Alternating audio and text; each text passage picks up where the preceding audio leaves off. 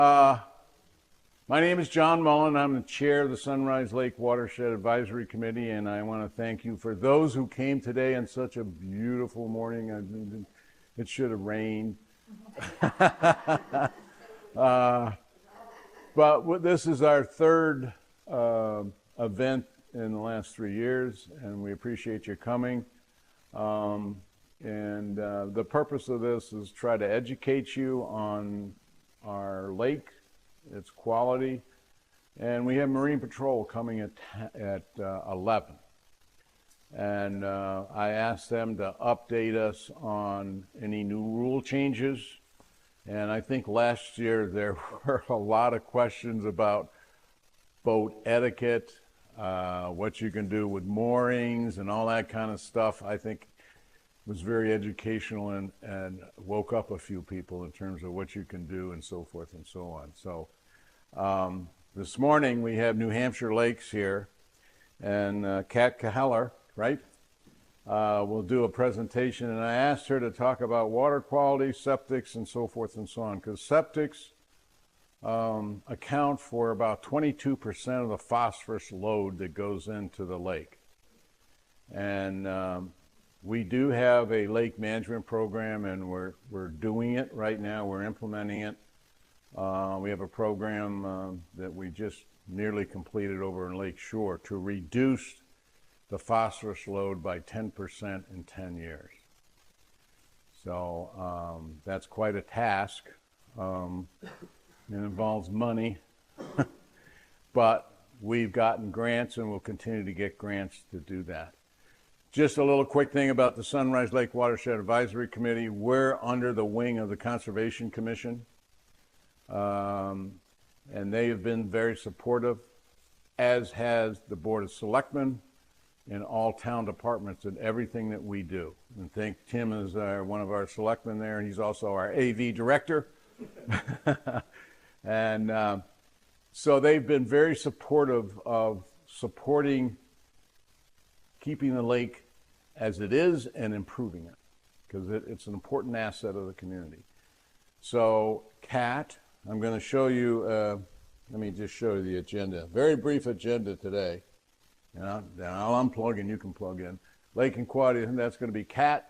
Then Marine Patrol Officer Belts will be here. Here you go. I'll unplug it. Mm-hmm. And then at the end, wait a minute. There you go. Okay. Thank you. At the end of the session, we can have general questions. I know there's questions about the project that went over at Lakeshore Beach, and I can fully explain that. And that's our first major project, and we can do that. And there's plenty of refreshments. And so as soon as Kat gets hooked up here, John, if there's a wall, I can go after Kat if the Marine Patrol's not here. They'll be here, but you can, yeah. Good. Oh, there you go.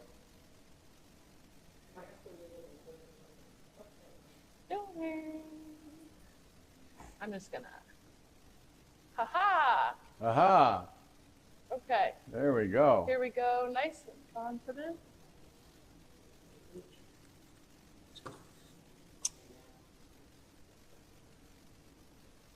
All right, what's going on here? Come on, friend.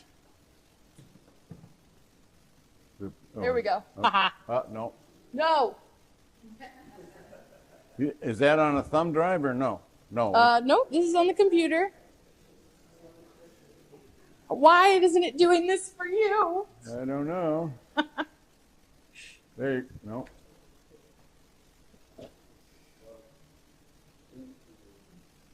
Beautiful.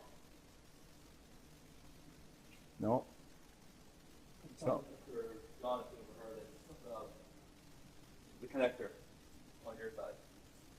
Yes, connector on your side. On here? What about it? Loose? Oh, connector within your. It's Here. It's in. Here. Here. Here.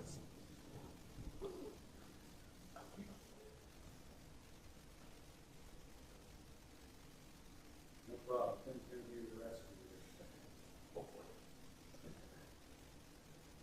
I did have an HDMI, but This is the HDMI.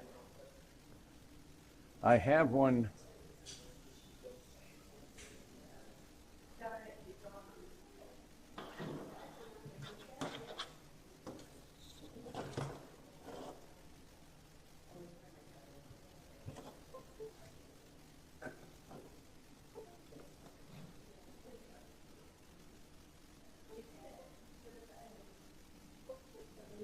Awesome.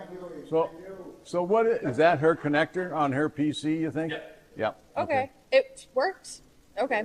It worked yesterday in the office. I can move this. I'll leave this right here. All righty. Here we go.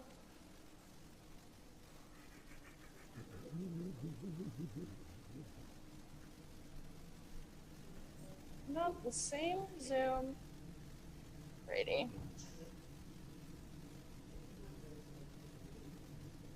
Okay. That is full screen, and it is not letting me use the function to make it larger than that. Do you have anything other than function 11 that you would use? Because function 11's not. Okay. Alrighty. You all set? All set. Hello, everyone. Thank you for your patience. My name is Kat Kelleher. I'm with New Hampshire Lakes. I am the LakeSmart coordinator at our group.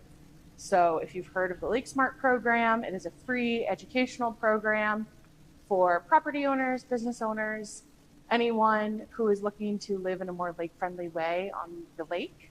We go to folks' homes and we educate them about how to stop runoff and try to reduce nutrients that make it into the lake.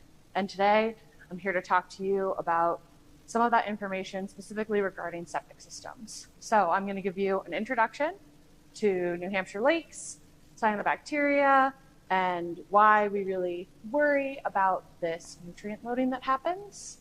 We're going to talk about the threats to the lake here, and then we're going to talk a bit about lake-friendly living and what we can do to care for our septic systems and why it matters so much. Especially during the septic system portion, if you have any questions and you're like, wait, that doesn't make sense, I want to look at that diagram a bit more, let me know, throw your hand up, because I think it'll be easier to make sure we all understand what we're talking about as we move forward. A lot of the advice we give is kind of like, oh, duh. So having the foundation of why it matters is super important. So I'm from New Hampshire Lakes. We're a nonprofit that serves the 1,000+ lakes and ponds in New Hampshire. And we work with local groups and state legislatures, individuals, basically anyone looking to try to make lake-friendly living a way of business, a way of life, a way of existence.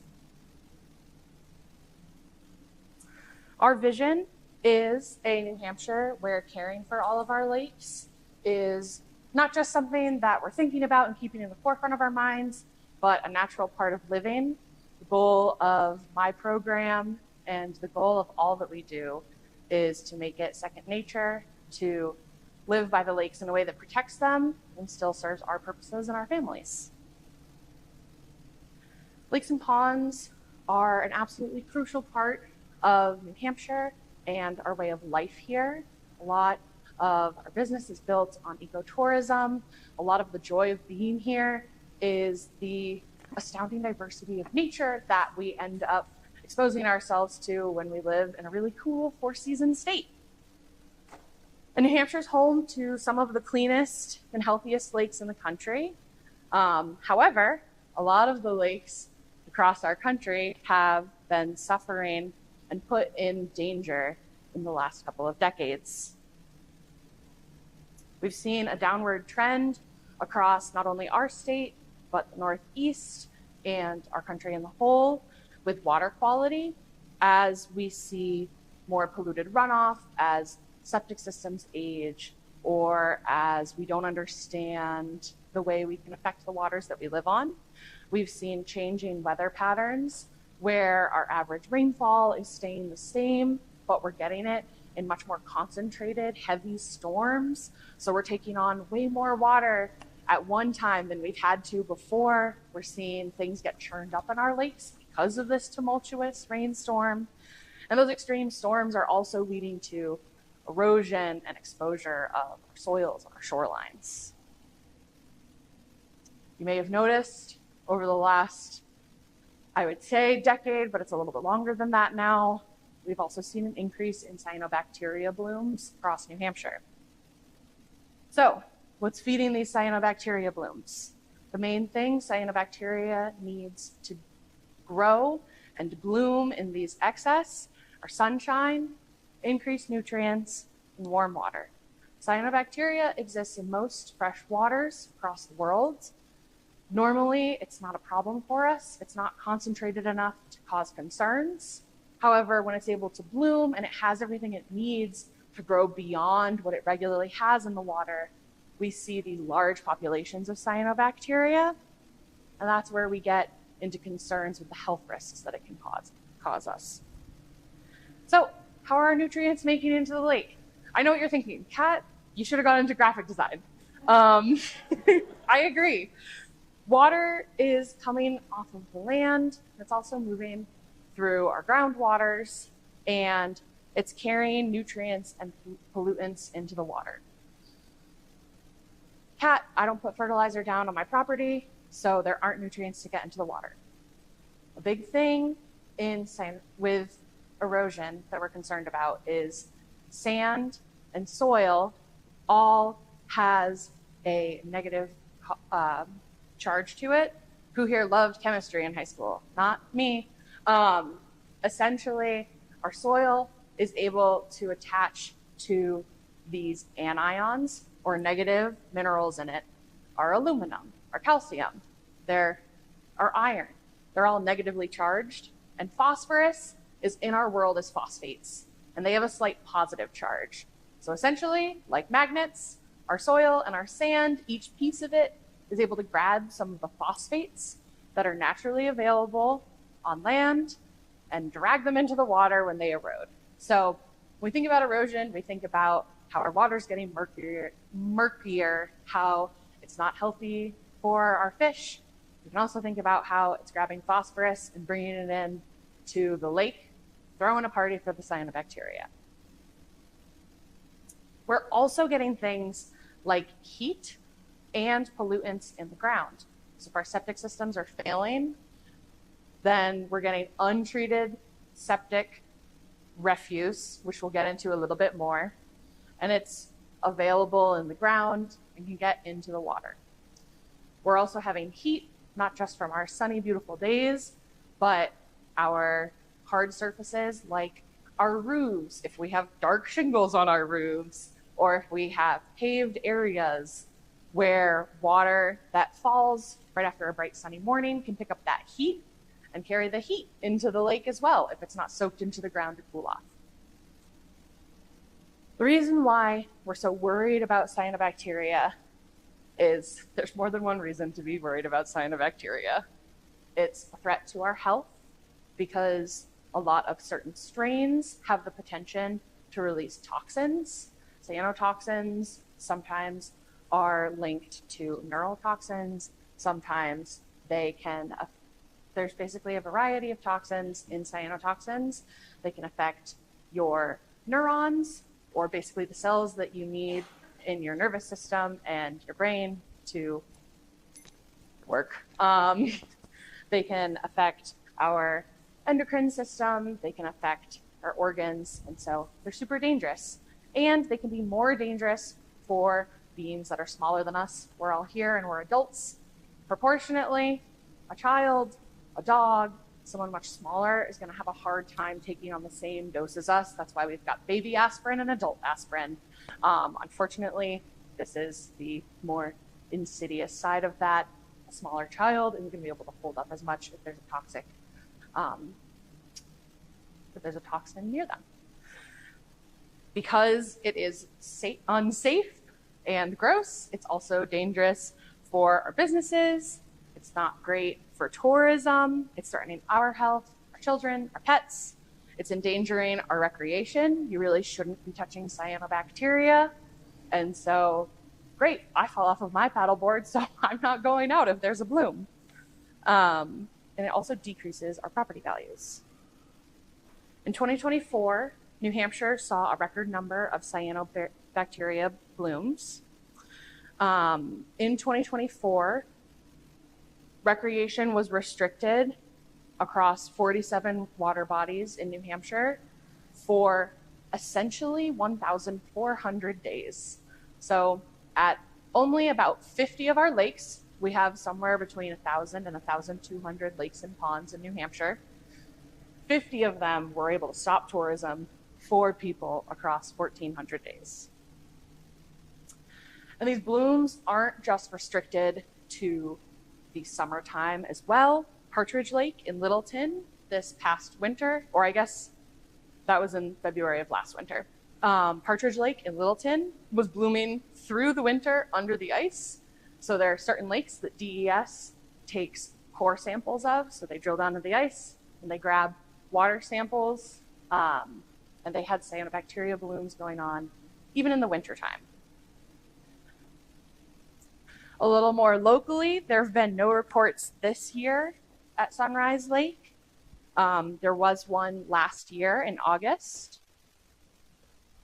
It was Delicospermum, which is a really common cyanobacteria in New England and in New Hampshire. The thing with cyanobacteria is you can have a certain type of cyanobacteria, and sometimes strains of it are toxic and sometimes strains of it aren't. So cyanobacteria generally needs to be ID'd under a microscope because they're groups that look different from each other, but you can kind of just say it's one of these ones. And unless you're testing for the toxins, you can't necessarily guarantee if it is or isn't a toxic strain when it's blooming. This strain of cyanobacteria does have the potential to have toxins. And again, it's one of the really common ones that we see across the state. Something about this particular strain is that it's able to move up and down the water column. This is a bloom of this strain, but not the one from your lake. So essentially, sometimes people see it lower in the water, sometimes people see it higher in the water. It grows in like filamentous strains, and so it's kind of able to control where it floats in the depth of the water for ideal growing circumstances, which is rough. For the swimsuit cat, great, that was 2024. How did 2025 look? Essentially, in 2025, New Hampshire saw the same amount of cyanobacteria as in 2024, and we saw more fecal bacteria. Gross.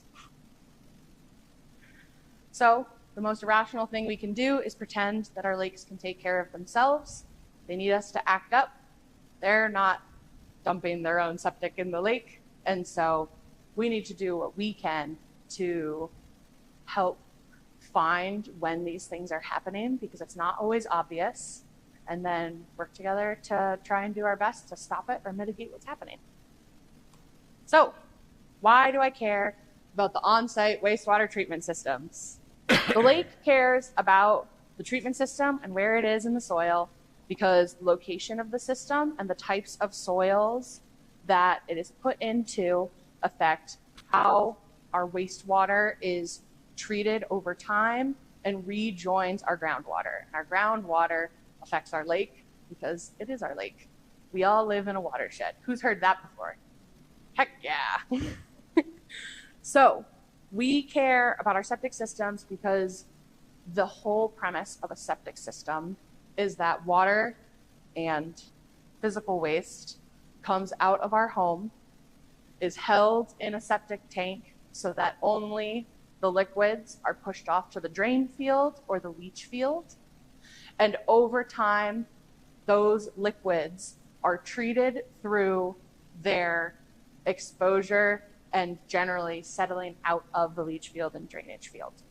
And so if we are seeing that liquid waste move too quickly or move in the wrong place, in the wrong soil, it can get into our groundwater before it's able to be treated, and so it's not as clean and safe, and we're seeing it bring those nutrients into the lakes instead. Okay, but how many on-site wastewater treatment systems are actually failing or are actually healthy around our lakes? We don't know. So, as a part of a response to this, in 2019, New Hampshire Lakes launched the LakeSmart Program to help teach people like you, like your neighbors, how to save the lake that you love.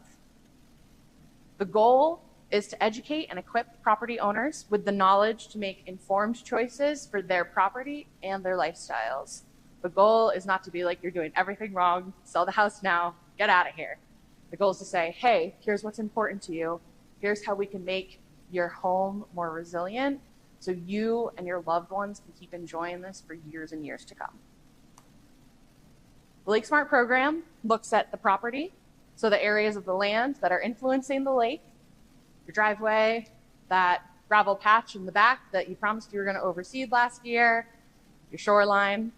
We look at the home, the structures and systems, like your wastewater systems, how you use your plumbing, and possible sources of polluted water. Maybe your roof has dust and pollen on it, because all of our roofs do. And we don't know where our water's going after it falls off of the drip edge. We also talk about lifestyle, so everyday life and our personal practices at the lake. Do you paddleboard up to the loon who's sitting on her nest and afraid to leave her egg because she won't leave because she has an egg? I had someone who was very excited and said yes once, and I had to talk about how that was stressful and how maybe if you were pregnant, you wouldn't want someone coming and staring in your windows. We talk about lead lures, how do you refuel your boat safely, that kind of jazz.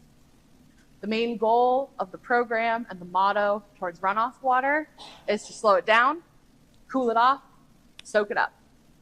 So if we're looking at this driveway that is pitched towards the lake, only slightly, but the road is angled towards them. They live on a camp road.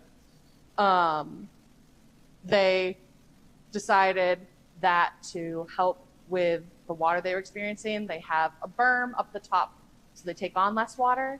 And then the water they do take on is cooler because of the shade of the trees that they maintain healthily.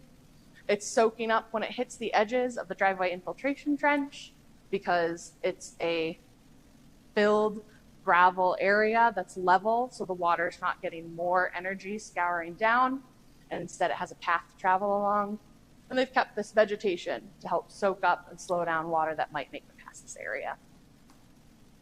When we're talking about managing runoff, we're really looking how to capture, diverge, so move water away, or disperse water, how to infiltrate it into the ground, or absorb it with plants. So people can have functional homes like these. I really love this yard. This was a family who was like, hey, I throw a family reunion every year, 50 plus people. I need my yard, I know it's big. And what they did was they kept the harder scaped gardens up above, where they have things like buffers around the garden, tiebacks that are in the ground. They've got woodier shrubs, and they established that in one area. And then they planted out areas where they didn't want to have to mow all summer, and they overseeded with wildflowers. And then when their family comes, you can just mow it down, and it's just like a lawn. I love that. When we're on property tours, we address erosion by finding places where we can see it. Sometimes that looks like clumping of pine needles or exposed roots, scoured areas where you can see the flow of water wet. Sometimes it looks like a channel on the side of a driveway where there's a lot of water getting pushed off to the side, and we're seeing more scouring happen. And then we make recommendations that fit the area. This could be diverters that make sense for how the area is used, or things like drip line or driveway infiltration trenches. Kat, that's all well and good, but you promised me septic systems. I know. Let's talk about this portion today: structures, systems, and possible sources for polluted water. Here's the scoop-on septic systems. I was so excited to have a reason to use the photos I have of leach fields. How does your septic system work? Water runs out of your house over here. This is the inlet side. And it goes through the main drainage tank into the septic tank. The septic tank holds wastewater long enough to let our solids, or our sludge, as it's called in the business, Kat, settle out. Yes. You want me to fix the cable there? Because I don't want you to. No, I'm good. No, I'll fix it. Cause Okay. It's bugging me. Insurance. Long enough to let the sludge settle out from our liquids. Liquids are called effluent in the business. So, sludge and effluent, very cool professional terms. When the oil and the grease float to the top as a scum, hopefully there's not enough to overwhelm the system, because we shouldn't be putting oil and grease on our septic systems. The liquid wastewater, or the effluent, then exits the tank into the drainage field over here through the outlet. So essentially our sludge is building up. Typically we see 2 tank systems. Some folks have more, some folks have less. It depends on when your septic system was put in, who it was put in by, and how many people it was made for. So I was at a house once and they were like, we have a 6-chamber system. This is a 12-person septic system. Yeehaw. So the sludge has the chance to settle down. You'll notice the outlet is up higher, so that hopefully, if this is a regularly pumped septic system, the sludge never gets up to the point where it could go through the outlet.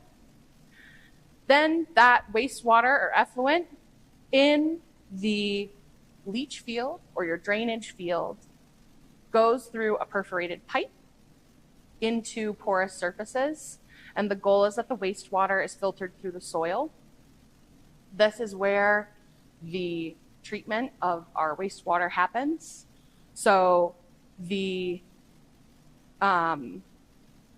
soil is able to take on the wastewater that's percolating through it, or essentially settling slowly.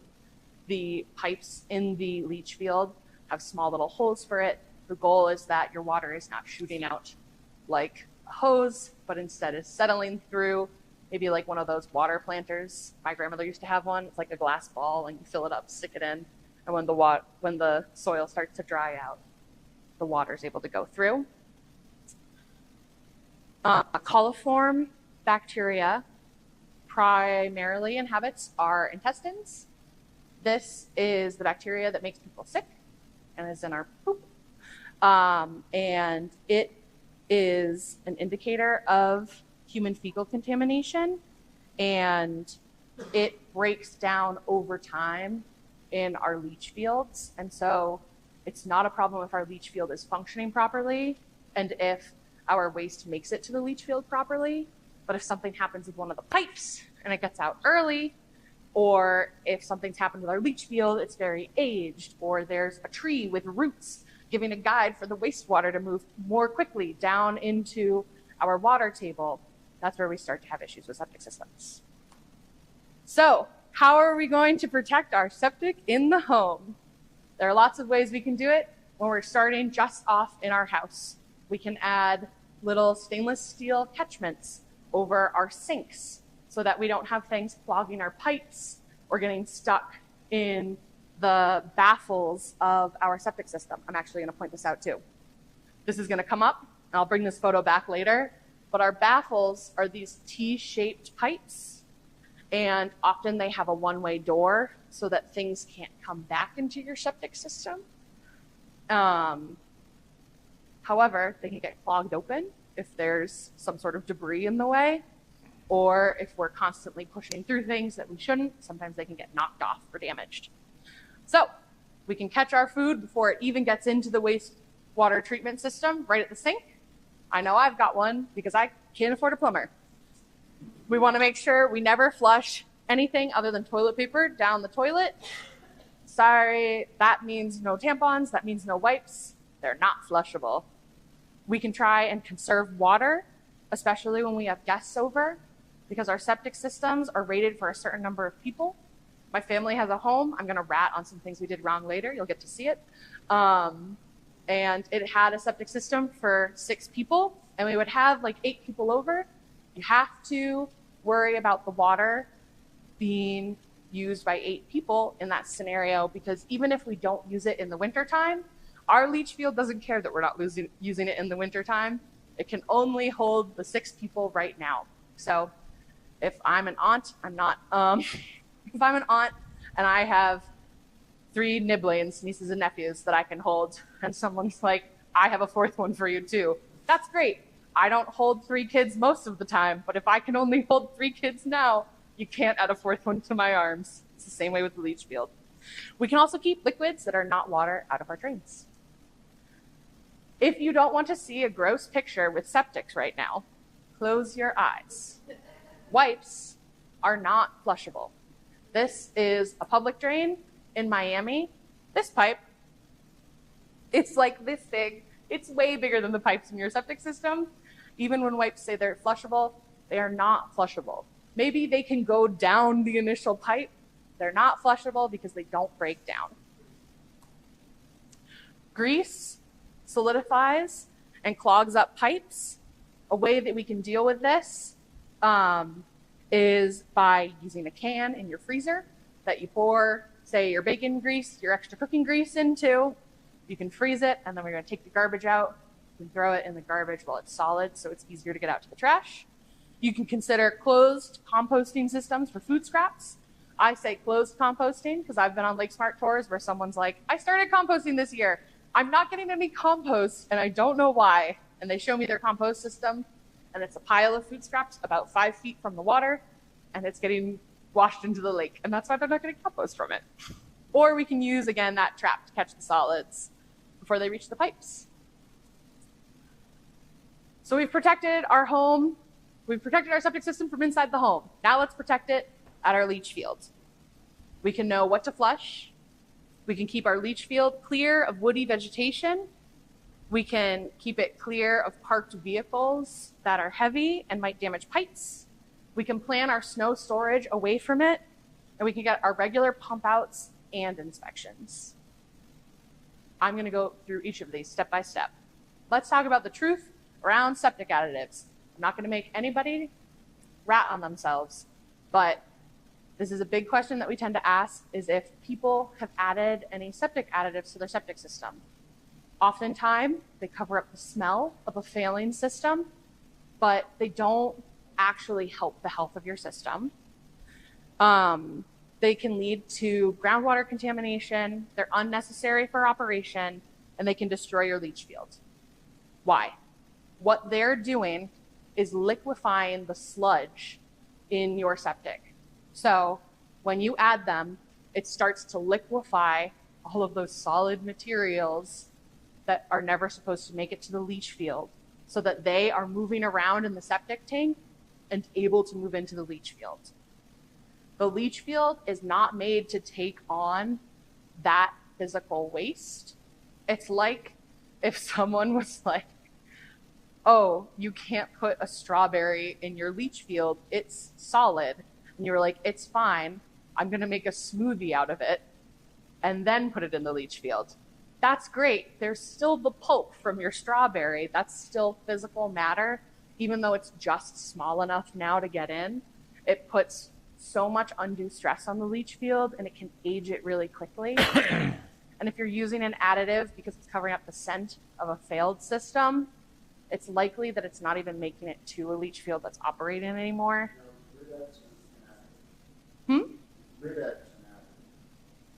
Ridex? What is it for? Uh-oh, I'm a crunchy hippie. I don't, Okay. what does it do? It's to further break down, accelerate the breakdown of solids in the septic. Yes, so that's an additive. Its goal is to break down those physical solids. When we think about septic care, the reason why people say, hey, you should have your septic pumped every 2 years, every 3 years, it depends on use. The reason why they're saying that is because you should pump out your sludge. Yeah. Even though it's advertised That's not helping because it breaks down the sludge to move it into the leach field where it's not supposed to be. The reality of the septic systems is we need to pump the sludge out. There's no world where we can make those physical solids good enough to send out into the leach field because the leach field's going to send our waste out into our water. Clear your woody vegetation from your leach field. So I mentioned it earlier. In a leach field, the roots can disturb the pipes. It can break the pipes. It can fill the pipes. And we can see this from trees, but also things like shrubs. I know some folks who were really excited to put blueberries on a leach field once. We had to be like, hey, like over time, these are going to get too big. They can disrupt your leach field and they can age it really quickly. When the roots get in and they move the pipes, the gravel, the different sands that are needed in the leach field, they're messing up how our effluent moves through it. A good rule of thumb is go to the edge of your leach field, put your arms out and walk around everything that your hand could touch in between, pull it out. Mowing or cutting annually is a great way if you're in an area where you can reach it with a mower, with a weed whacker to keep those roots down. Some folks put things like flower gardens on top of their leach fields. And the reason why I've included this photo that clearly doesn't look like a leach field is because we had an amazing homeowner who was like, hey, I'm buying a lake house. I grew up on Tucker Pond and I want to stay here. And they bought a house that had been abandoned and the lot had basically like gone wild. And they had us out right at the very beginning. And they found, they didn't find, they went, Kat, the leach field's that way, I swear. And I went, it's probably a cutout area in the woods if we just keep going. This is my third week on tours. I was like, don't worry, I'll go looking for it. There are wetlands on both sides. And I was like, it's certainly just a cleared patch at the top of this hill. It was not. It was a swampy forest. My foot went into septic sludge. It was so gross. No trees. This is a homeowner right before they were about to cut. So sometimes leach fields do look like this. They've got maples coming up. They've got different woody things through.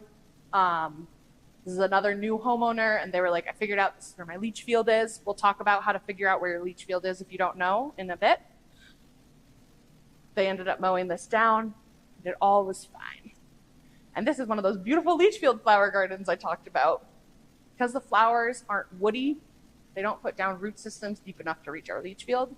I've seen some people who put raised garden beds on top of their leach field. That's not what I would feel good about, but you can technically do that. Another thing we can do is plan our parking. This is the part where I tell on my family and me, but I was a teenager. I don't blame myself. I blame my Oma. She's dead. No, it's fine. So, weight from our vehicles, our boats, even our trailers can crush the pipes. The pipes going from our septic system to our leach field, and also the pipes in our leach field that have those holes and are dispersing the effluent in an even way so that it can get treated over time. Crushed pipes might not be noticeable to us right away because this is buried under the ground.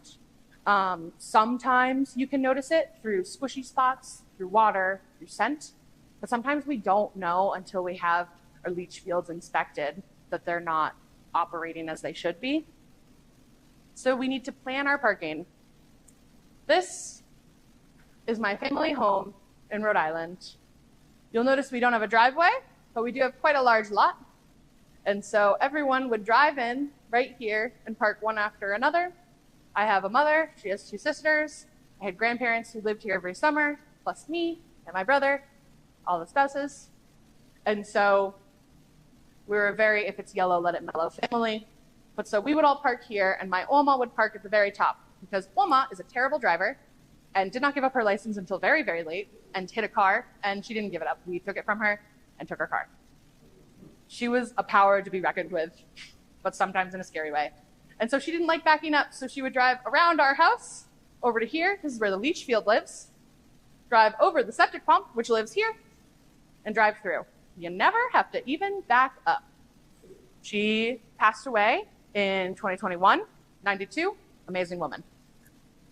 We found out about 2 years before that a year after we'd taken her driving license away, that apparently you're not supposed to drive over septic systems. I wasn't working here at the time. I'm not blamed for this. We had to replace our septic system. Again, this is well before the pandemic. And all our prices went up. It cost us $17,000. That's a evil foreshadowing for later. Don't park or drive over your septic system. We didn't park on it. We just drove over it. Cars are still heavy. Another thing that's heavy in New Hampshire is our snow, especially this past winter. Heck yeah, who grew up here and missed winters like that? All right, well, planning our winter snow storage protects our leach field from two things. The first is that we don't want to crush our pipes, but also we don't want water flushing out our leach fields either. So when we have huge amounts of runoff, when we have people flushing the toilet 80 times in a day, when we have snow melting on top of our leach fields, we see a ton of water added to this system that is based on liquid moving through soil over time. And so when we flush out our systems, because of all of this added water, we're putting extra strain on our leach field. Like I said, water overload, snowmelt, storms, parties, ragers. The soil accepts, treats, and disperses wastewater as it percolates through the soil, ultimately discharging it into the groundwater. If the drain field is overloaded with too much liquid, it can flood, it can cause sewage to flow into the ground, or it can create backups into our toilets and whatnot. Well, I wanted to see what I needed to bring in. Oh, okay. So, what does a healthy leach field look like? A healthy leach field is clear of that woody growth, 10 feet around the edge of the leach field. The soil should be solid underfoot, and there should be no noticeable scent. But Kat, you told me that sometimes you won't notice if it's in failure. Okay, we I got know. a spot for the table over there. That's We why need to prevention and put some detection stuff. of failure is so important with our septic systems. The Granite State On-Site Wastewater Association certifies the folks who do our septic system Yes. certifications and reviews in New Hampshire. They have a list of providers Coming based a on beautiful day, region should be out. for New We'll England lose it, at large, but, because there are some like Massachusetts and Maine border folks who are willing to move across the Where are state you borders. stationed out of? And these are trained professionals Oh. who have taken certification also to give these inspections in a way that's healthy for our lakes as well. Kat, I get my septic system pumped out every couple of years, and my guy looks in and tells me that it's good enough. I had it inspected. There is a difference between pump outs and inspections. A pump out removes that sludge from the system so that it doesn't get overloaded. And you might be someone who's like my septic system got put in, and it's actually a huge old oil tank, and it can hold 1,800 gallons. I have no way to conceptualize size. And my septic person said I only need to get pumped out every 5 years. That's great. Talking to the septic professionals is why it's so important to understand the nuance of your program. Sometimes septic professionals check to see that these baffles are in good condition during their pump outs. Sometimes they have a scope. Sometimes they can see it from the platform they stand on or where they dig down. This isn't a complete septic inspection, but it is good to know if your baffles are keeping the sludge from moving back towards you or out towards your leach field. An inspection does this, but also checks the health and the age of your leach field so that you have information heading into the next years of use. Maintaining your septic system is important to protect your investment in the property and also the lake, because replacing or installing a new leach field is so expensive. Everyone take a deep breath. There's going to be some numbers. The cost of septic care.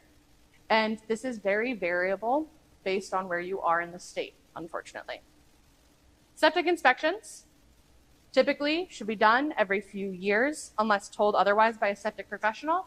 I've spoken with septic professionals who say, yeah, I go out to a system, I inspect it, and honestly, if it's younger, sometimes I don't come back for another 5 or 6 years.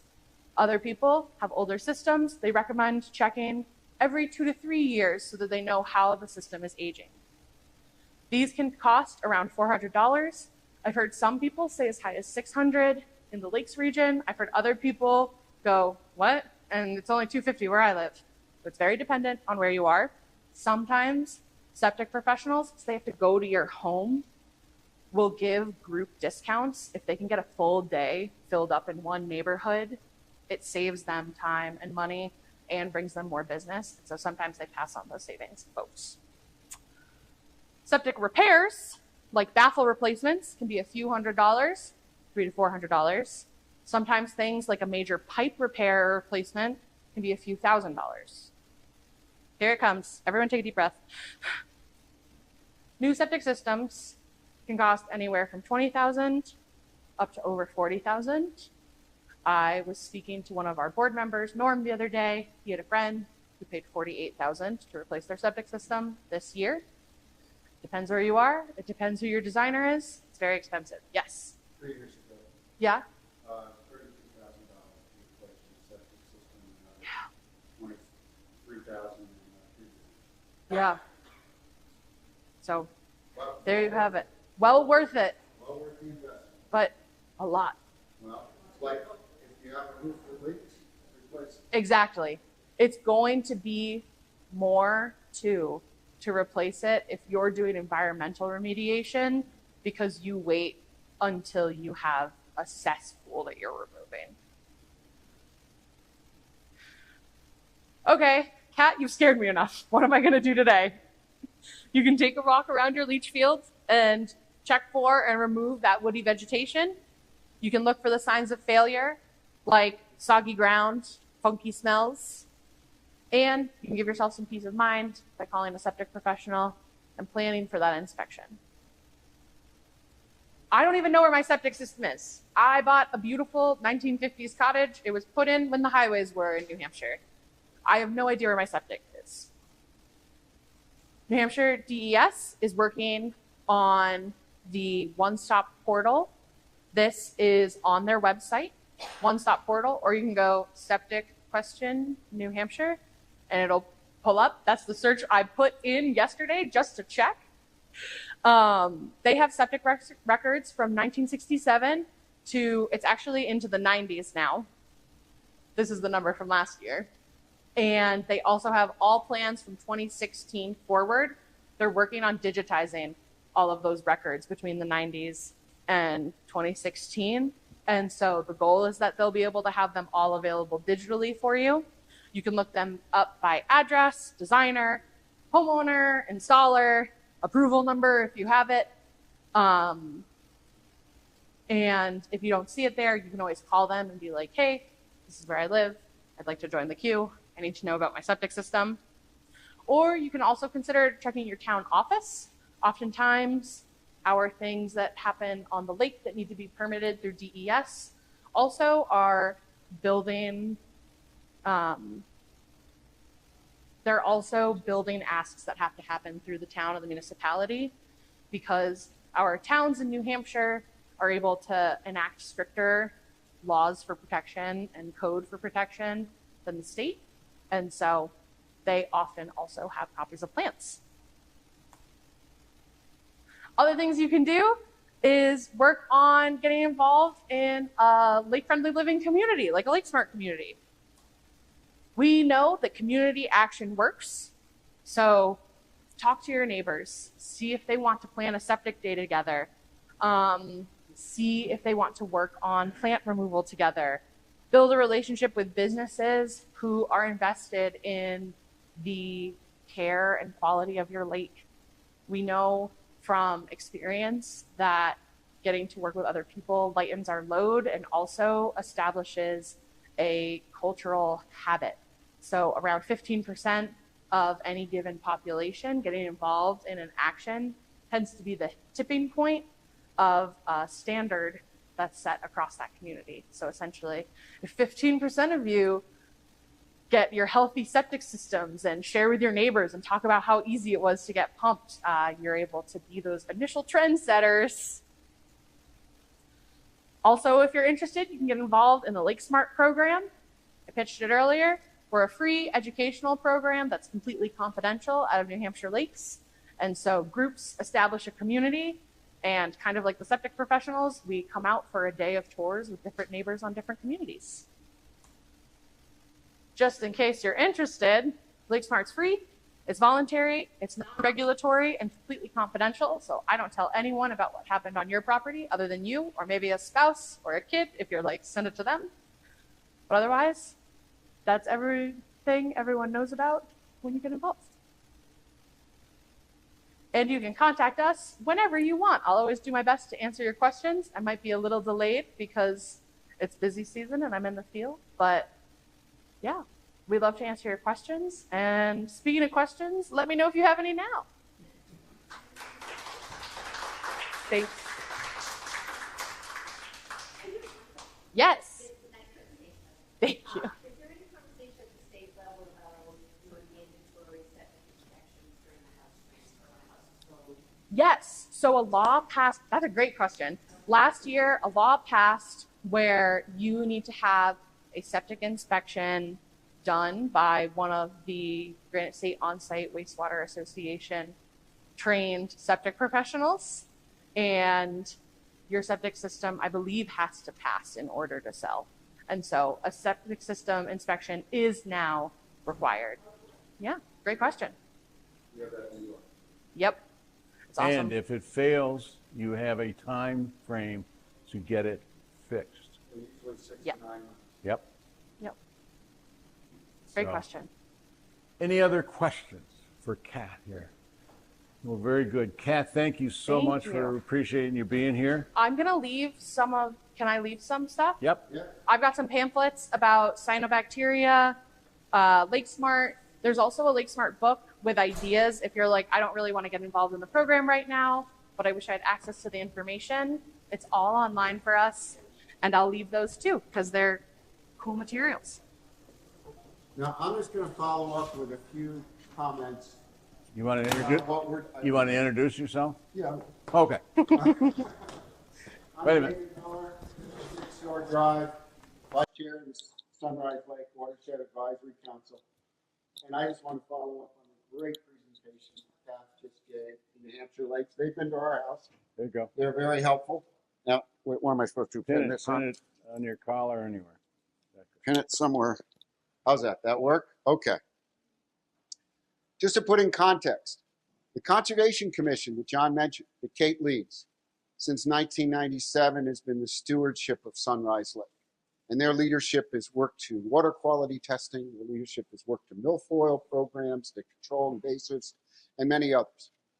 And several of us worked, and John led, Kate and others, the creation of the management plan for the lake in 2021-22. That's really critical point because it gives a whole overview of all these types of issues like septics, runoff, harmful algae blooms, invasives. How do we manage things on this lake to keep it pure? A spinoff of that, with the leadership of John, was to create a subgroup under Kate's Conservation Commission of the Sunrise Lake Watershed Advisory Council. And in the past 3 years, since we've been formed, we've been very busy and working very hard. And some of you were at our inaugural meeting 3 years ago to start off. We've done education on harmful algae blooms. We've helped coordinate the water quality testing. We've helped educate on septics and programs like this. We hosted New Hampshire Lakes to come to some of your homes and so forth. And most importantly, we went and worked with the county, and Kyle there is amazing, to get this grant that with matching in-kind funds is over $100,000 worth of investment in the work that we're doing over on the other side of the lake for the culverts and so forth, and also 2 to 3 rain gardens which we're instituting, one in Hampshire Shores and then the 2 other on the other side of the lake there. Again, as she was talking about, these types of things to control runoff, to protect an old rotted out culvert system that just was pouring phosphorus on that side in the lake, to create rain gardens to help do this. Kate, before you take off, Just before I take off. Yes. just if you have just 3 minutes, Yeah. before you take off? Okay. Just in case any other questions come up. So we've had incredible success in 3 years. And what we're doing to move forward is to continue the implementation of this major project. We're going to go in for more 319 federal dollars, that's buzzword stuff, to get more runoff controls around the lake. We want to educate on septic systems as we did today. I'm a firm believer. I had my father-in-law's house that I purchased to keep in the family, had a 50-year-old septic system. When it failed, it failed. And so we had to invest. And Septic Solutions came, they were from Massachusetts. They did a state-of-the-art system, everything right, and where to go. And everything she said there was totally important. And it's an investment in your house, in your home, and your property, just like if you have to replace a sliding door, a roof, your driveway, whatever, it's an investment in your own infrastructure. So we want to educate people on the importance of inspections, because if you let it go too far, you can get it in real trouble. We've been educated on harmful algae blooms. John, others, Kate, the information we put out, working with New Hampshire's, how you can monitor it, how you can report it. We're educating about your shoreline with New Hampshire Lakes and how they can come and give you really practical ideas on where you might have a little issue or a runoff issue. And some of these solutions are very practicable, a couple $100 of some materials, and you can really solve it. And more that we're working on going forward. But we need your involvement. We need people involved. I live in Saratoga County year round. I'm here maybe 7, 8 weeks of the year. But I'm at every meeting because guess what? There's a phone. All I have to do is be patched in, okay? And we meet monthly and we strategize. And any of you that like to be part of our committee, we'd like, or just to be on our list to know what's happening on a monthly basis so you can pitch in. And whether you make one meeting a year or you make all the meetings a year or somewhere in between, just being involved and being a voice with us helps us create critical mass to do a little, even if you could just help put up signs like we put up this week, as you saw throughout the neighborhoods, to help publicize the meetings when you knew. You can be part of our effort and be part of being a conservation hero for Sunrise Lake, because it's under threat and it's not like the old days, and things have changed, and we need to be stewards of this lake to maintain this lake into the future. And one of the greatest stewards of this lake is a man standing here today. And that man is John Mullen. Now, I can't list all the things this man has done over the years for the environment and the legislature and New Hampshire, but I can tell you in just the 5 or 6 years I knew him, he's turned everything upside down for us to get involved and help protect the lake. He is what I consider as a definition of a conservation hero.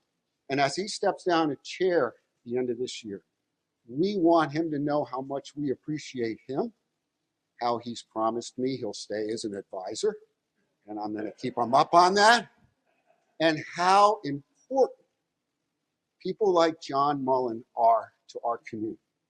Without them, we would suffer. And I can't thank him enough. And for that, the Sunrise Lake Watershed Advisory Council is presenting John with our Conservation Hero Award. And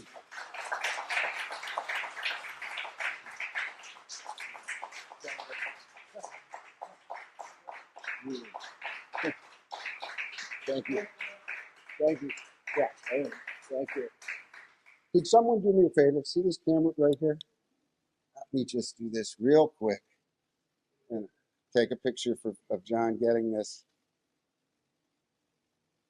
And there it is, there, right? You know, yeah, it's just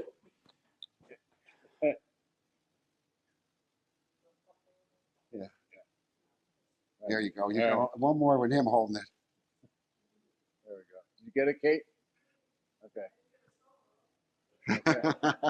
John, floor is yours. Well, I'm just going to say a couple words. Here's your box too.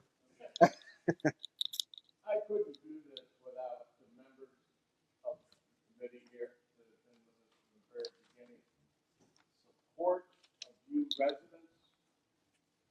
throughout the year, the support of the Board of Selectmen, the town.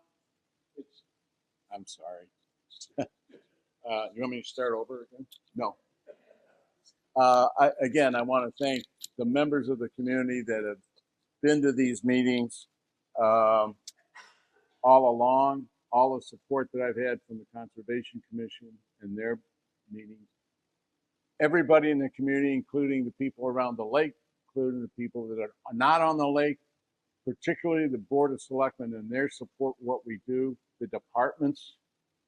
Fire department helped us out over here. The highway department has been fabulous. And as Dave said, we're moving forward with additional grants for additional projects to reduce the phosphorus in Sunrise Lake. But it's everybody here that helped me. And it's been a pleasure. And I'll be around. Everybody's got my number anyway, but I really appreciate it. I'm on a short leash.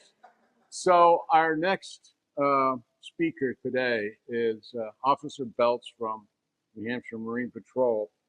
And I asked Officer Belts, and I was asked, well, what do you want to talk about? And I just talked to him in the back there, and I said, well, we want to know if there's any new regulations. And he said, no, there aren't any. But I asked him to kind of, go over some things that he's seen in his experience covering the lakes he covers from Winnipesaukee, whatever.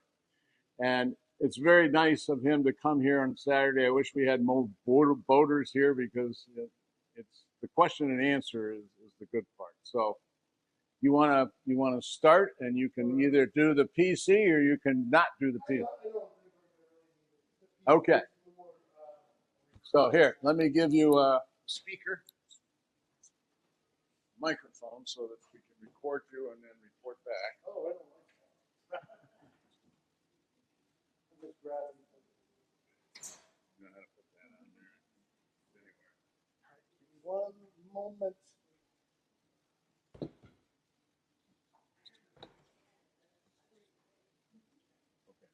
Well, still good morning. My name's Officer Belts from Marine Patrol. I don't do public speaking, so forgive me, whatever. I'm out there patrolling. That's my job. My job's not to do this, so they're scraping at the bottom to get me. So anyway, who am I addressing? I don't. Are you? I hear selectmen. I hear residents. So you guys live on the lake. Very good. So they called me here the first, because I didn't know who I was going to be speaking to. I would have kind of tailored it to exactly who I'm going to try to talk to. But I'll just kind of give it like a general overview of what Marine Patrol does, where our job is to enforce all of the New Hampshire laws. We're not like enforcing fishing licenses. Everybody, first thing they do is they're handing me their fishing license. I go, no, wrong guys. So we enforce all the rules, and we're there to make it safe. So if you see boaters doing things unsafe, and everybody knows what's unsafe, you're out there, somebody, dives in, goes right around them, that's unsafe. And we enforce, stuff like that. So again, he asked me, what's changed from 2025 to 26? Nothing for the rules that affect everybody, like administrative rules changed, but as of what I checked, no, nothing else changed. So with that, so I don't know what you guys need to know.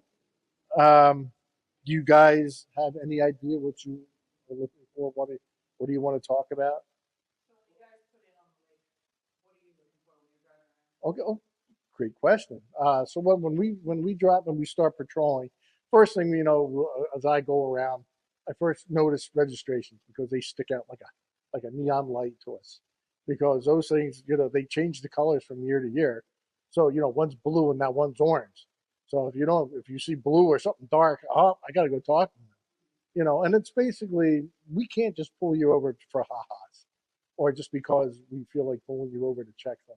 We have to have a probable cause, and the probable cause for us a lot of time is that registration. It's like a broken tail light for the land guys. You know, oh, I can pull you over and check everything now. So you want to try to keep everything, to keep like an apple a day keeps the doctor away. Well, giving you registration current and thing keeps us away.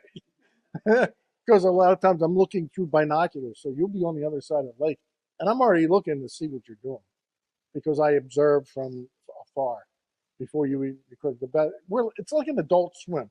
They know Marine Patrol's on the lake. Everybody vanishes. Everybody jumps out of the water. You know, they hightail it. You know, so I had one paddleboard come up. Can you stay in the lake for 2 more hours because everybody's quiet now because you showed up. Yeah. So, so we try to go a little bit, little stealth if we can, especially when we first get out. Then I just slowly, putt around the lake, and so registration is what I'm looking for. The other thing is, for me, a field officer, I'm looking, because most little lakes or pond, you don't have speed limits. You can go as fast as your boat can go as long as you're maintaining that 150-foot safe passage rule, which I'll explain. It's hard, and it's hard to do on most of these. So, and this is what I'm looking for. So I see this, I go, and a lot of people do not know what 150 feet is. I'll pull them over. How far do you think I'm away from you? Oh, like 100 feet. No, try like 20. So they don't know what 100. I always try to do it by football field. 150 feet is half a football field. So I just think trying to kick a ball from 50 feet, from the 50-yard line, that's 150 feet. That's how far away you have to be, if you want to be at cruise, on plane. Otherwise, you have to go what they call headway speed, which is as slow as your boat possibly can go and still be able to steer it. They used to have in the rules, I think they took it out, up 5 or up to 6 miles an hour, but I think they took that rule off because like the Mount Washington can't go 6 miles an hour and be able to steer it. They got to go they got to go quite a bit faster in order to maintain steerage, right?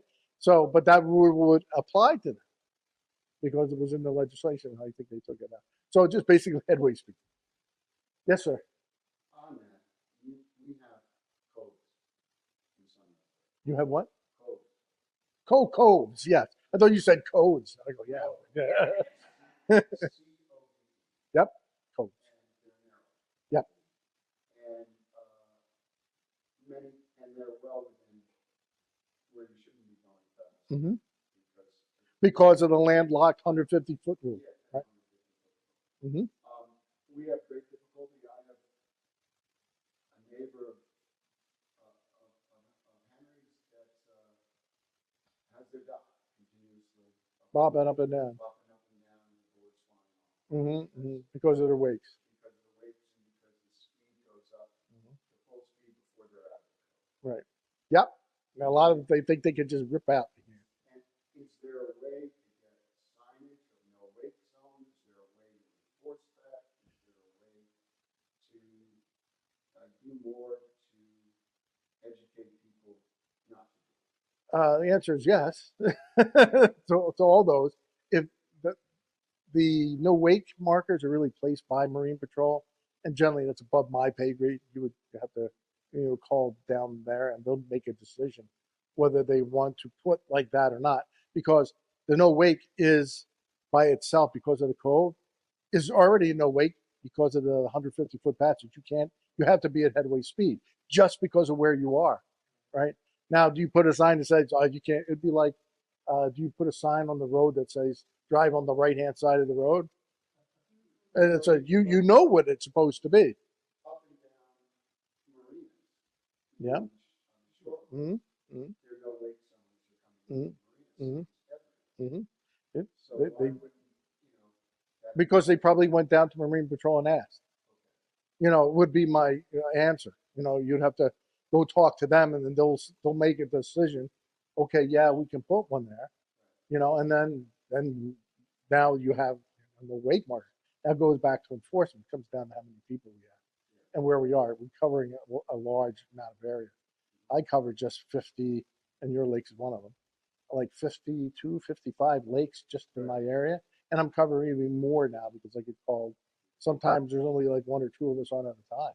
I could be called all the way up north, or I could be called all the way to the west near Keene. I could be called anywhere, and it takes a while for us to get there.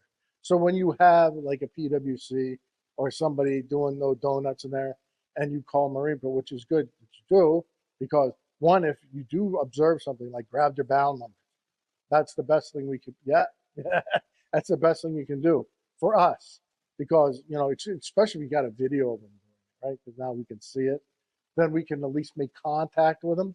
You know, we as officer have to really actually see it take place, because you couldn't like say, you're angry at this guy, right? So I'm going to report him. So whatever I say goes, right? So we have to see it. No. No. It's random. Yes, spot. It's random. So if you do a spot check, do you determine the spot check based on use on the lake, or is it just random from you? The reason I ask that question is Monday through Thursday, the lake's dead for the most part. Mhm. Friday through Sunday, Mhm. it's Grand Central State. We know that. That's true for almost every single lake. Okay, that's just typical behavior. Because people work generally Monday through Friday, and then here comes Friday. Woo! You know. So, yes, sir.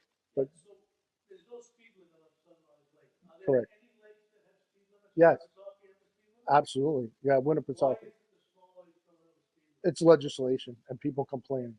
Because the boats on Sunrise are getting faster, Yeah. bigger. Yeah. It's all about legislation now. You know, you guys have an association, you band together, and you go talk.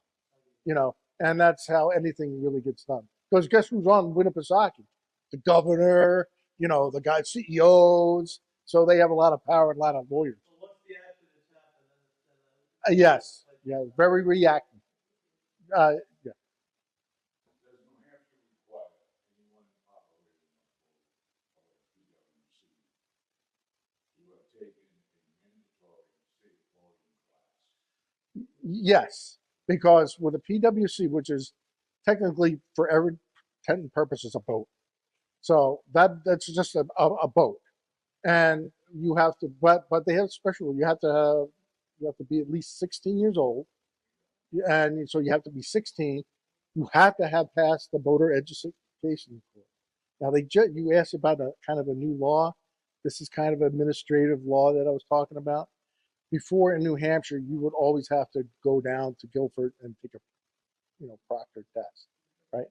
So what they did is, and I just read it this morning, just so because this is a typical question, yeah. So where the change was, is anybody 18 or under, or anybody under 18 still has to do that. So 16, 17, they have to go and take the proctor test. Now 18 and above, like an adult, they have to basically testify that, yeah, they're the ones that are going to be taking this test online. And you know me, personally, I'm kind of glad they did it. And, just because I'm going to believe that most people will take this out. I mean, it's not hard, right? You just studied a book. I mean, I think you could read it and then take the test, an hour later, right? But what I found personally happening was, in order to bypass that proctored test, people would be going online and taking the exam for Delaware, Florida, Massachusetts, anywhere that, because it's the only rule that we have to follow. It has to be NASBA approved, boating education. So you're studying Florida's rules, but you're not studying New Hampshire. But yet it satisfies our rule. So you don't know, again, anything about our lakes. You may know regular boater safety ed and maybe some ocean, navigation laws, but you won't know New Hampshire laws. So that's why I'm kind of happy, because maybe they'll now study that book instead of somebody in Florida. Well, Yeah. If you pull somebody over, are they required to have a certificate that says they have completed? Absolutely. There's only two required documents that have to be on you at all times. It's a boater education certificate and your registration for the boat itself. It helps if you have a form of ID, because that really, I'm allowed to ask you, what's your ID? And that's so I can prove who you are to those. I've had this happen. somebody passed themselves off as a boat that they just bought and the registration was left over, and they tried to fake themselves as that person, and bad me, I didn't follow up on the ID because they're always PWC. Oh, I don't have my wallet with me because, it's a watercraft and I didn't want it to get wet. So I'll put it in a plastic bag and put it in there. Yeah. But I'm required, I can make them go get it, but I make them go get it. The reason I asked is I have restricted my adult children Uh-huh. and my grandchildren from operating either my boat or my PWC without taking that course. Oh, very good. I wish everybody was like that. But there are requirements. They have to be at least 16. Well, they all are. Well, are you sure? Okay. If I may, Yes, sir. in that question there, I was under the impression that in terms of operating a vessel boat, that if the license register is on the boat, can somebody that's not registered operate the boat if you're on the boat? Yes. As long as they have, well, now you can own the boat, be registered, but not even have a, but what's that? If you're on board, Yeah. But you have to be certified. But I mean, you could own a boat and have somebody else drive it and never take in a course as long as you don't operate it. As long as you don't operate it. somebody is on the boat with proper documents. Yes, they have a boater education certificate. That's the main thing about operation of the boat. Now, ownership of the boat's totally different because I don't know how many times, you own the boat, let your son or your kids use it. Happens all, which is okay. It's just that I got to know who's who. It's the operator breaking the law unless you let him use an unregistered boat. Okay, you would have known that it's unregistered. Typically, you can't say all of the case. That's why we ask questions, and you let them use it. So now it would be like a double banger. It's his fault for operating a boat that's not registered, and it's your fault for letting him use it. Thank you. A follow-up to that, though. So if I'm on board the boat and my 18-year-old grandson is operating the boat Mm-hmm. and he violates the rule, Mm-hmm. who's charged? Me? No, the operator. Yeah. Yeah, the operator would be charged. I mean, because he's the one operating the boat. Now, because he's 18, he has to have a boater education certificate. Now, if that was a 14-year-old on board doing the same thing, then you would be, because a 14 would be operating under your like, as long as the horsepower is above 25, like 25.1.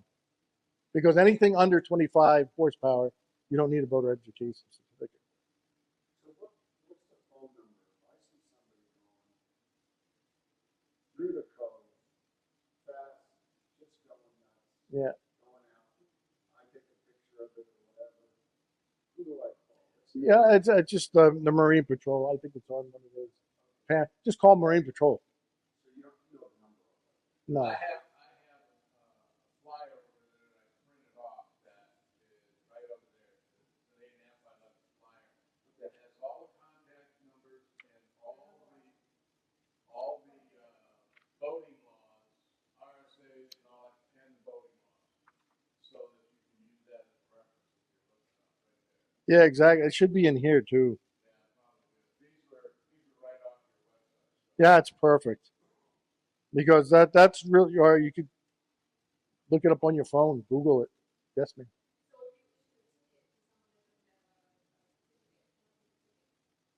That is I can tell you. Because I figured I'd bring this just because. So that's it right there. That looks right, yeah.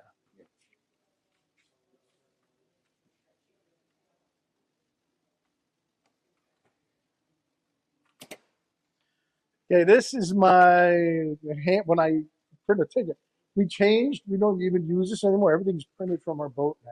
That just happened this year. We e-tickets. We no longer have to write by hand a ticket. Now we just, what's your name? Okay, verify. Beep. There you go. So that made our life a lot easier when you're trying to write like this. So to you, the boating education violation is $62. Yeah, 62. If you like, I'll give you a copy. Yeah, here, just for fun. Here. Okay. And I always hand this out with the ticket.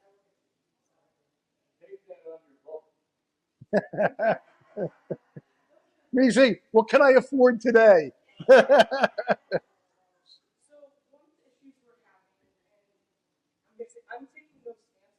Oh, you want one too?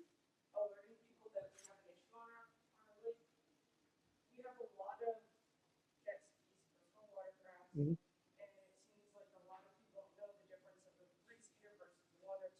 Correct. They look the same.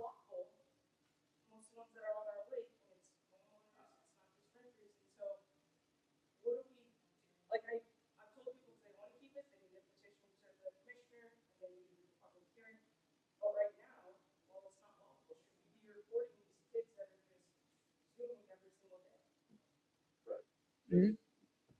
82 is lake designated anything two-seater or less, a certain length. It's not allowed to operate. However, the watercraft industry said, okay, we'll give you the same small size, but we'll make bigger motor and we'll make it a three-seater. And then it's designated as a vessel. You cannot restrict vessel on public water. Correct, Officer? Sunrise. I'm going to tell you, I actually have the restricted body of water.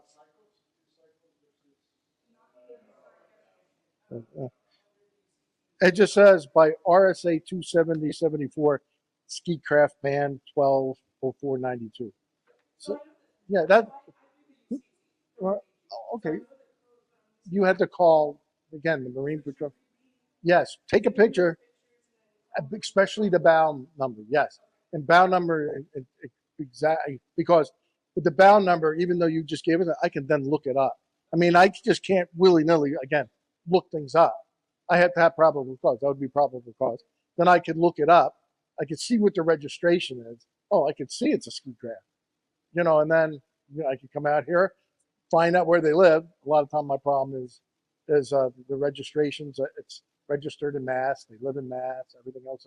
I'm just using Mass as the closest state. So, but anyway, you would have to find out where they live now on the lake, and then go up to them and actually have to knock on the door. We typically don't like knocking on doors, but that's what you do and say this craft is banned, or will come from the water. Find out where they live, put a sticker on it, let them know that, hey, this has to be removed from the water. And then we come, yeah, you do. Right,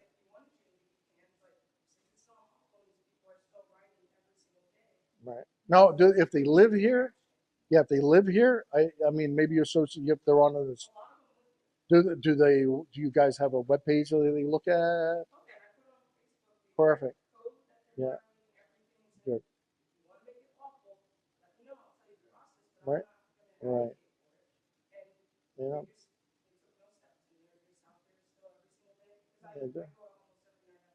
Yeah. You're not alone. This story plays out almost every lake.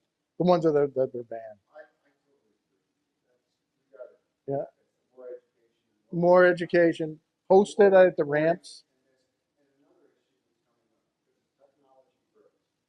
Whatever part of our life it deals with, it creates more unconsidered consequences. Mm-hmm. And I bet you've been hearing about this because I come from upstate New York and a lot of work in that on that.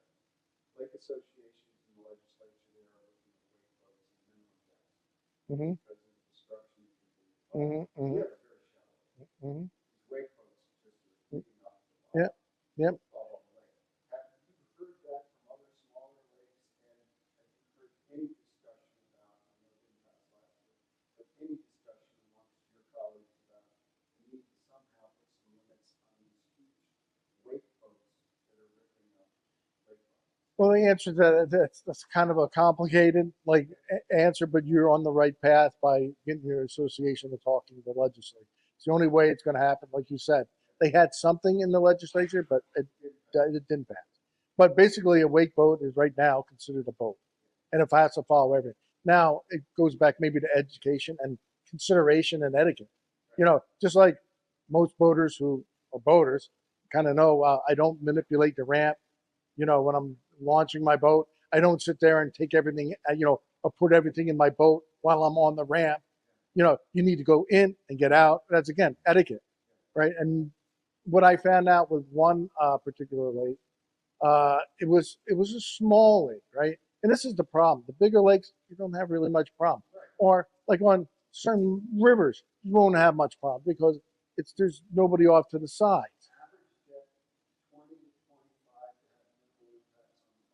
Mm-hmm. Mm-hmm. Mm-hmm. Mm-hmm. It's just legislation. Legislation and ban them like a ski craft, ban the wake boats. But you have to get together and you know how the process works. But it's all about ganging together. Yes. This lake doesn't have one. That's only for the bigger lakes like Winnipesaukee. Yeah, they're again listed. Yeah. But off the top of my head, I'm not a Winnipesaukee guy, but off the top of my head, you can only have like two band together. They got to be like 50 feet away from each other, 150 feet away from the shore, except if you're in, I think, Brown Bay, and they're allowed 50 feet away. So, but I would have to take that thing and look at like a fly. Now, the guys who are those type of officers, they would have that in the back of their hand because they have to deal with it every single time they go out. Just like I have to deal with BWCs and that every time I go out. You want to? Yes.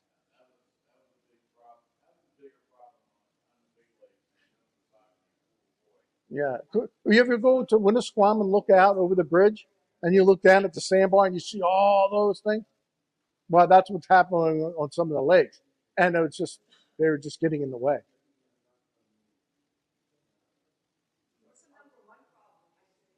For me, safe passage. Safe passage, which is the 150-foot rule. They go too fast and I'll tell you the reason why. They just didn't come up with that number just for ha-ha. The reason why they do is they don't do any kind of marking for like rocks, in the black or red tops, less than 150 feet. So they're going to be a big old rock just waiting for you over there. And you're going like this, you lose the back end of your boat.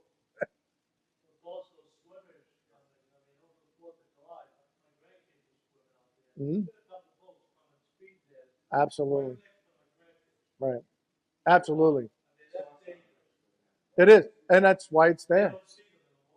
No, but I have adults swimming across the lake beyond the 150 feet, and they're just out swimming. And I pulled up to one guy and said, I can't see you. If it wasn't for your hat, it just made just my eye catch it because it didn't belong there. Otherwise I would see you. Wear something orange.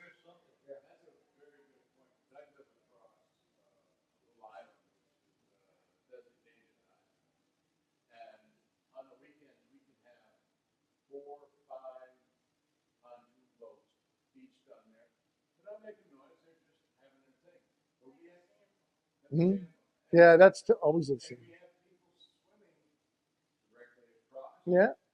And that island is about 300 feet. So right in the middle, I've seen people go full bore right in the middle. And they run into the gravel. I've done it. I got stuck there once. I'm here. I thought I could get through there.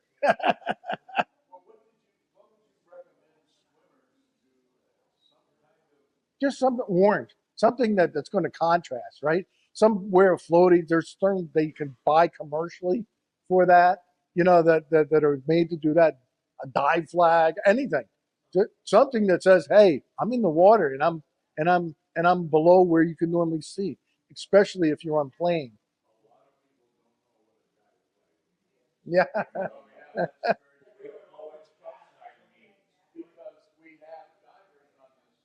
Yeah. Removing their milfoil, and they complained to me that people didn't even know I was there, and they're swimming all over. Yeah. And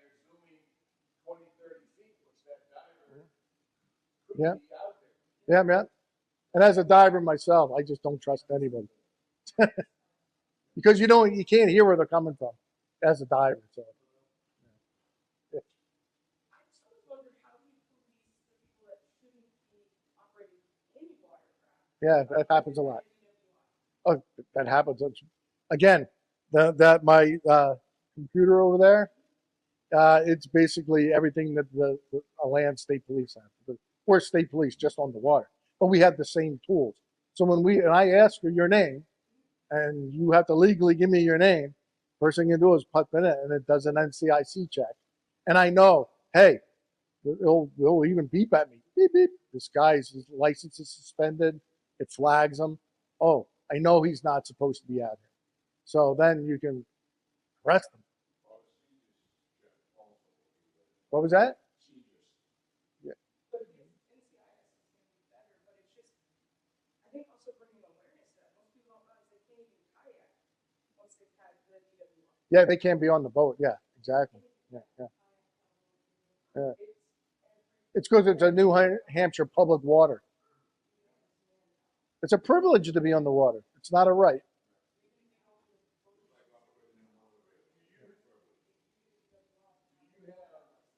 Issues with unmotorized boating, kayaks, canoes. Well, yeah, they just don't know anything. So it's more like it's ignorance because a lot of them they just feel, okay, I have my canoe or kayak, here I go, I plop in the water, I'm good to go. For the most part, there's nothing required from them to have education. So in their defense, they don't have to. But again, but if I catch you without a life jacket, you get a fine. Well, I didn't know. Well, do you know the rules? Well, no, I didn't know I had to. Here's a book. Why don't you read the rules? Yes, ma'am. There's a lot of parents allow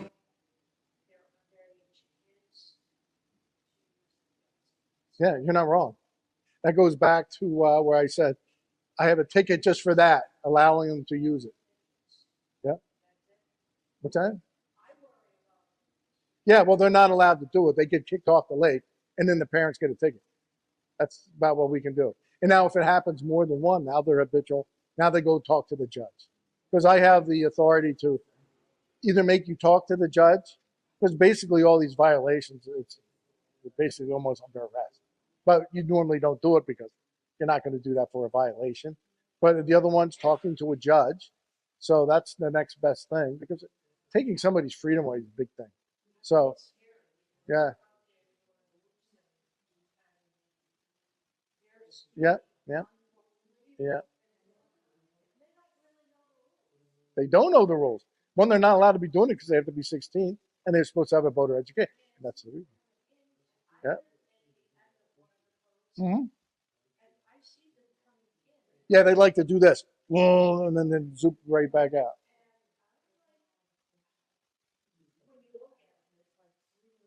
Mm-hmm.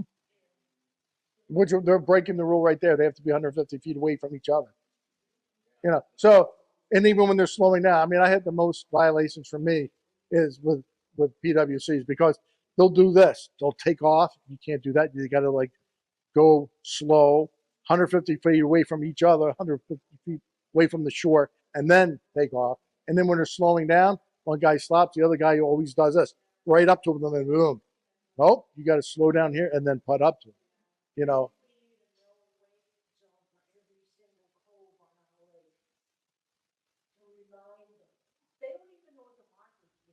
Right. Well, again, they don't have education. So the markers would mean nothing. So would the no wake zone mean absolutely nothing to them. No. I think we got a petition for no wake signs. Well, markers in our program. Thank you. You're welcome, sir. You have a great day. Thanks for coming. All right. Any other questions for Officer Phelps? Go right ahead, man. Oh, yeah, I don't do this. I don't do it. Oh, seaplane. Okay. Just to let you know, I'm also a flight instructor, so I can answer this question. Yeah, the seaplanes Are not regulated by boat because they're not a propelled vehicle. Like for that, they're not navigating in the water. The only thing for the air, as aviation goes, you have restrictions on altitude. Like I can't be less than 500 feet away from you. I mean, be below 500 feet. You know, I have to be far enough away from you before I can land.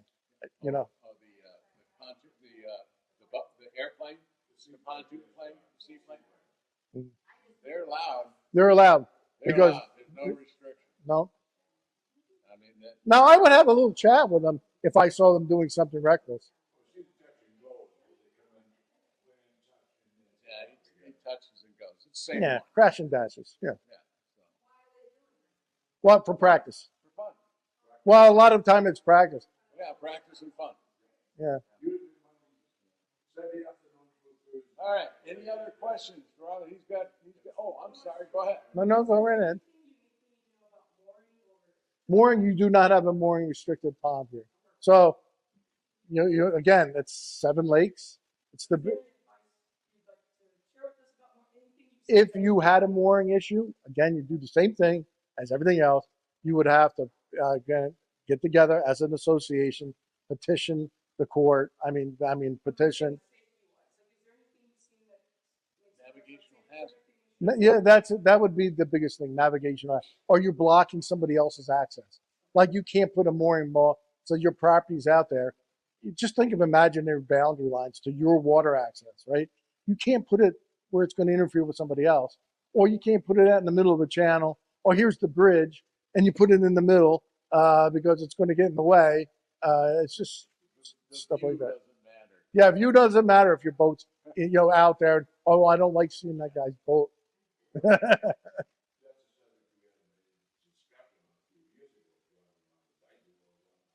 know what you said. I know what you said, but you can, and correct me if I'm wrong, you can moor your boat or dock it right up to the water line, right? Is that correct? Or is it 10 feet? What is it? I guess you could. I mean, No rules. there's a rules for how far out you can go, but typically not how far in you can go. You can go right up to the water line. I mean, I would assume, but yeah, I mean, what are you going to do? Yeah, well, I mean, you can. Yeah. But the mooring issue is down on Lakeland. That's the side you're on. And it's, I just took a picture of this yesterday. It's pretty dense. It's getting denser. I don't blame you. Really. So you have, again, that 150-foot rule, applies to that. I know, but I'm just saying, and here again, if you ever had that and it was in it, because once it's regulated, then it's different. Then they have to be certain feet away from each other. Only property owners can have it. It goes into a different realm.